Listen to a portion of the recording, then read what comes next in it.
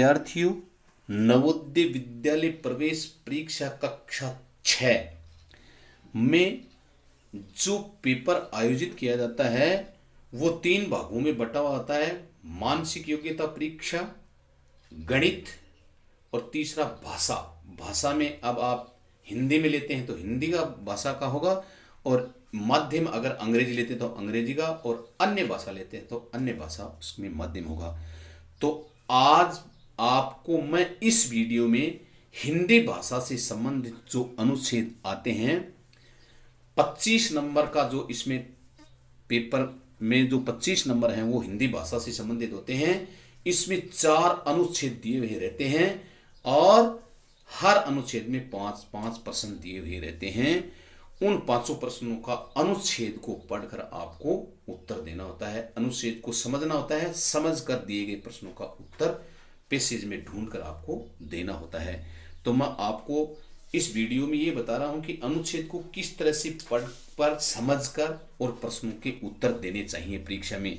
तो आप समझने की कोशिश कीजिए, ये अच्छी तरह से समझ में आ जाएगी कि किस तरह से इसको पढ़ना है और किस तरह से पढ़कर प्रश्नों को समझना है और किस तरह से उनके उत्तर अंदर खोजना है। तो मैं आपको बता दूं, सबसे पहले आप जो दिया गया निर्देश है उसको पढ़ लेंगे।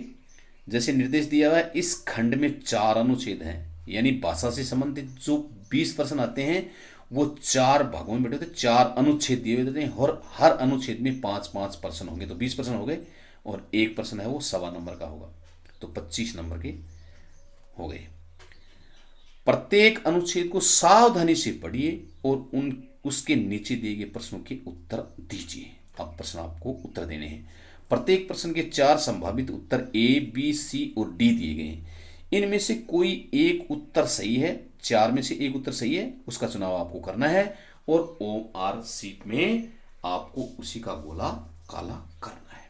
OMR शीट अलग से दी हुई रहती है और पेपर आपका अलग होता है। पेपर में आपको पढ़कर प्रश्न का उत्तर खोजकर संबंधित प्रश्न के सामने वाले ऑप्शन का गोला काला जो सही है उसको करना है।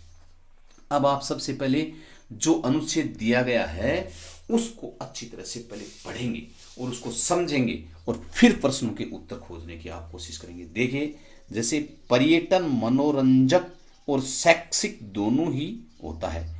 इसे सदा ही शिक्षा का महत्वपूर्ण अंग माना गया है। यूरोप में किसी नवयुवक को तभी पूर्ण शिक्षित माना जाता है जब वह यूरोप के बहुत से देशों में भ्रमण कर चुका हो। प्राचीन भारत में भी हमारे ऋषि पर्यटन के महान मूल्य को समझते थे। उन्होंने इसे सबका पवित्र क्रम बना दिया कि वे भारत के विभिन्न भागों में स्थित तीर्थ स्थानों में घूमे। इससे भारतीयों में एकता की भावना को प्रोत्साहन मिला। इस तरह से एक बार तो आपको इसको इस तरह से अच्छी तरह से पढ़ लेना चाहिए, फिर इसको दूसरी बार अच्छी तरह से समझने की कोशिश करनी चाहिए। जैसे पर्यटन क्या चीज होता है? पर्यटन का मतलब होता है घूमना, विभिन्न स्थानों का भ्रमण करना पर्यटन कहलाता है।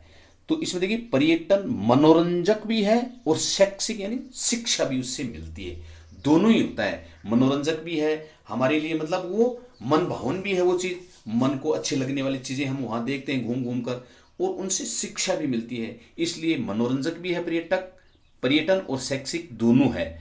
इसे सदा ही शिक्षा का महत्वपूर्ण अंग माना गया है। पर्यटन को सदा ही शिक्षा का महत्वपूर्ण अंग माना गया है।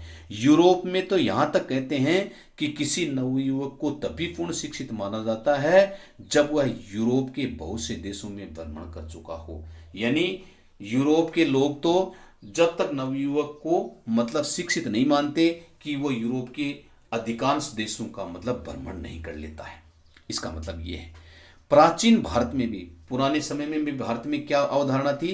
प्राचीन भारत में भी हमारे ऋषि मुनि जो हुए हैं पर्यटन के महान मूल्य को समझते थे, पर्यटन के मूल्य को वो भी करते थे। वो भी मतलब पूरे भारत में घूम घूम कर पूरे भारत का भ्रमण करते थे, जो दर्शनीय स्थल थे उन सब का वो भ्रमण करते थे, यानी देखते थे और उनका मूल्य समझते थे। उन्होंने इसे सबका पवित्र क्रम बना दिया। यानी पावन क्रम बना दिया कि वे भारत के विभिन्न भागों में स्थित तीर्थ स्थानों में घूमें, यानी भारत में जितने भी तीर्थ स्थान हैं उनका भ्रमण करें, उनको घूम घूम कर देखें। इससे भारतीयों में एकता की भावना को प्रोत्साहन मिला। इससे क्या फायदा हुआ? भारतीयों में एकता की भावना को प्रोत्साहन मिला। इसका मतलब यह है कि पर्यटन से एकता का जो भावना है उसका विकास होता है। तो ये इस तरह से अब पर्यटन के बारे में आपको अच्छी तरह से समझ में आ गया कि ये पैराग्राफ है, ये अनुच्छेद है, ये पर्यटन के बारे में है। पर्यटन मतलब मनोरंजक भी है, शैक्षिक भी है। पर्यटन से मतलब यूरोप के लोगों की क्या मान्यता है और हमारे पुराने जमाने में जो ऋषि मुनि थे उनकी क्या मान्यता थी, और उन्होंने पर्यटन के बारे में क्या बताया कि उन्होंने तो मतलब तीर्थ स्थानों पर घूमने को पवित्र कर्म बना दिया था। तो और उन्होंने कहा था कि इससे एकता की भावना को प्रोत्साहन मिलता है। तो अब इस तरह से ये मतलब हमारे दिमाग में पूरा क्लियर हो गया कि ये पैसेज है वो पर्यटन के बारे में है और पर्यटन से हमें क्या फायदा है, यूरोप के लोगों की क्या अवधारणा है और भारत के ऋषि मुनियों की क्या अवधारणा है, और इससे एकता को किस तरह से बल मिलता है। अब ये समझ में आ गया। अब इन प्रश्नों के आप अच्छी तरह से उत्तर दे देंगे। जैसे पहला प्रश्न है, यदि कोई वास्तविक शिक्षा पाना चाहे तो उसके लिए करना महत्वपूर्ण है। अगर कोई वास्तविक शिक्षा पाना चाहता है तो उसको इस क्या क्या करना चाहिए, क्या करना महत्वपूर्ण होता है? अध्ययन, कार्य, पर्यटन, ध्यान। तो आपको ये समझना चाहिए कि ये पेशे तो पर्यटन से संबंधित ही है, अतः इसमें पर्यटन के बारे में भी महत्वपूर्ण पढ़ना। तो यदि कोई वास्तविक शिक्षा पाना चाहे तो उसके लिए करना महत्वपूर्ण है क्या? पर्यटन करना महत्वपूर्ण है। तो अब यहाँ अध्ययन, कार्य, पर्यटन, ध्यान, ये चार ऑप्शन थे। चारों ऑप्शनों को अच्छी तरह से पढ़ना चाहिए। ऐसा नहीं कि सीधा ही आंसर दे दें, पहले पढ़ना चाहिए कि उसमें उचित क्या हो सकता है। अध्ययन, कार्य, पर्यटन, ध्यान। तो यहाँ इन चारों में से पर्यटन करना महत्वपूर्ण, यहाँ मोस्ट इंपॉर्टेंट है। तो यहाँ पर्यटन करना महत्वपूर्ण है शिक्षा पाना चाहिए तो। आया समझ में? इस तरह से आंसर देते हैं। दूसरा है, निम्नलिखित में से कौन सा शब्द मनोरंजक का समानार्थी है? यानी समानार्थी का मतलब जो मनोरंजक का दूसरा अर्थ क्या हो सकता है, इसके समान समान अर्थ वाला शब्द खोजना है। शैक्षिक, मन भावन, थकाने वाला, दृश्यावलोकन। अब मनोरंजक का इनमें से इसके समान अर्थ वाला शब्द कौन सा हो सकता है? तो मनोरंजक का समानार्थी शब्द शैक्षिक तो नहीं हो सकता, थकाने वाला भी मनोरंजक का नहीं हो सकता, और दृश्यावलोकन भी नहीं हो सकता। मनोरंजक का अर्थ होता है मन को अच्छी लगने वाली, मन भावन। तो यहां क्या अर्थ उत्तर होगा इसका? मन भावन इसका उत्तर होगा। ये इसका समानार्थी शब्द है। अगला क्वेश्चन देखिए, स्थानों की यात्रा करना प्राचीन भारत में पवित्र समझा जाता था। यानी कौन से स्थानों की यात्रा करना प्राचीन भारत में पवित्र समझा जाता था? ये देखिए इस पेसेज में अच्छी तरह से आया। देखो उन्होंने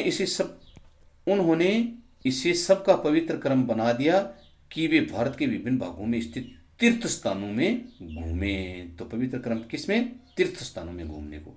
तो यहां इसमें क्या दिया है? स्थानों की यात्रा करना प्राचीन भारत में पवित्र समझा जाता था। अब प्रशिक्षण, तीर्थ, शहरी, व्यापारी। तो इसमें किसकी, कौन से स्थानों की यात्रा करना प्राचीन भारत में पवित्र समझा जाता था? तीर्थ स्थानों की यात्रा करना भारत में इस पेसेज में दिया हुआ है। ये जो मैंने आपको वहां दिखाया, तीर्थ स्थानों की यात्रा करना प्राचीन भारत में पवित्र समझा। अब देखिए अगला क्वेश्चन, लोग यदि अधिक करें तो उन्हें दूसरों के साथ एकता का अनुभव होता है। लोग यदि अधिक करें, क्या करें, इस खालिस्तान में क्या सेट करना है, तो उन्हें दूसरों के साथ एकता का अनुभव होता है। पर्यटन, बातचीत, खेल, प्रसंग। अब यदि लोग यदि अधिक बातचीत करें तो क्या एकता का अनुभव होगा? नहीं। खेल और प्रसन्न करें तो क्या एकता का अनुभव होगा? तो पर्यटन करने, इसके बारे में साफ लिखा हुआ पैसेज में कि पर्यटन से एकता को प्रोत्साहन मिलता है। तो यहां अधिक पर्यटन करें तो उन्हें दूसरों के साथ एकता का अनुभव होता है। तो यहां इसका आंसर क्या होगा? पर्यटन। अगला क्वेश्चन जो है वो मैं अब इसका आंसर न बताकर आपके लिए इसको छोड़ देता हूं, ताकि आप इसका आंसर कमेंट बॉक्स में लिखें कि आपके पैसेज कितना समझ में आया है। तो इस प्रश्न का कमेंट बॉक्स में आप आंसर अवश्य लिखेंगे कि इसका आंसर क्या होगा इन चारों में से। प्रश्न है, ऋषि वह व्यक्ति है जो होता है। अब ऋषि कैसा व्यक्ति है, इसमें चार ऑप्शन दिए हैं, विद्वान, चतुर, स्वतंत्र और धूर्त। इनमें से इन चारों में से आपको चुनाव करना होगा और आप इसका कमेंट बॉक्स में आंसर भी लिखेंगे कि मेरा आंसर ये होगा, ताकि आपके पैसेज कितना समझ में आया, मेरी बात आप कितनी समझ रहे हैं और कितना समझ में नहीं आ रहा है। इसलिए इसका आंसर जब आप लिखोगे तब मेरे को पता चलेगा कि आपके पैसेज कितना समझ में आ रहा है। इसलिए आप इसका कमेंट बॉक्स में अवश्य ही उत्तर लिखेंगे। बहुत बहुत धन्यवाद।